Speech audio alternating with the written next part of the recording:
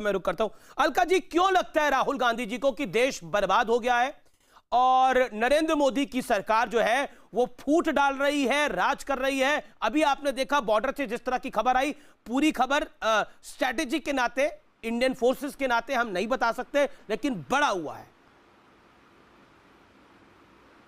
अमीश जी, इस डिबेट में आर पार भाजपा और कांग्रेस की बात नहीं है। यहाँ कोई जीत भी हम हासिल करने नहीं आए। बात भारत और चीन की सरहद पर जो तनाव है उसको लेकर है। और बात सिर्फ एक व्यक्ति राहुल गांधी जी की नहीं है। राहुल गांधी जी कांग्रेस के सबसे बड़े नेता हैं, विपक्ष की सबसे बड़ी आवाज है। जितने भी रक्षा विशेषज्ञ, पूर्व सेना के अधिकारी हैं, मीडिया की खबरें हैं, आप लोगों की अखबारों में उसे पढ़ पढ़ के ही जानकारी मिल रही है। उम्मीद तो कर रहे थे कि देश के, क्योंकि आपने सही कहा, सियासत जिंदाबाद। कहां है देश के रक्षा मंत्री? 29 और 30 को ये दूसरी बार चीन हिमाकत करता है। 29 और 30 को, 28 को देश के रक्षा मंत्री कहां थे? ट्विटर हैंडल पे खोजने की कोशिश की, मिले। लखनऊ में भाजपा के कार्यकर्ताओं को संबोधित कर रहे थे। 31 अगस्त को दोबारा खोजा कि चलिए अब क्या कर रहे हैं। अब भी देखा लखनऊ में भाजपा के कार्यकर्ताओं को संबोधित कर रहे हैं। उसके बाद ट्विटर हैंडल पे गए देश के विदेश मंत्री एस जयशंकर जी के, उन्होंने कहा उन्हें समझ नहीं आ रहा, उनकी समझ से परे है, ये उनके शब्द हैं, उनकी समझ से परे है कि चीन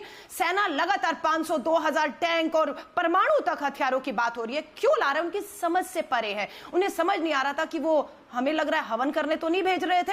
किस लिए भेज रहे थे आपको समझ आना चाहिए था। देश के प्रधानमंत्री जी आपसे जब प्रेस वार्ता के माध्यम से जी, आपको अमीश देवगन जी और प्रेस के बहुत लोगों को बुलाकर मीडिया में बात करके देश के जनता के सवाल, ताकि गुमराह ना हो, सच्चाई सामने आए, प्रेस वार्ता करनी चाहिए। वो प्रेस वार्ता से बच रहे हैं पिछले 6 सालों से। उसके बाद उम्मीद की जाती है कि चलिए ये लोगों से, देश से बात करेंगे, पर वो देश से एक तरफा मन की बात करके एक तरफा चले जाते हैं। और जो उनको नापसंद किया, एक सेकंड पूरी करने, नापसंद किया गया, ठीक है। तीसरी, संसद में वो कहते हैं, राहुल जी ट्वीट करते हैं और देश के बारे में सवाल करते हैं, ये सुरक्षा से जुड़ा है, तो चलिए संसद बुला लीजिए, बुला रहे हैं, उसमें सवाल करने दीजिए। उसमें भी आप सवाल नहीं कर सकता, विपक्ष कुछ नहीं पूछ सकता, और फिर आप कहते हैं देश गुमराह हो रहा है। मैं आपको कहूंगी, बर्बाद वर्सेस आबाद, बिल्कुल देश जीडीपी -23.9%, पूरी तरह जीडीपी, अर्थव्यवस्था बर्बाद हो चुकी है, पूरी बेरोजगारी है, देश बर्बाद है। आबाद अगर कोई है तो पीएम केयर फंड के माध्यम से मात्र भाजपा आबाद है। देश में 500 भाजपा के कार्यालय खुल चुके हैं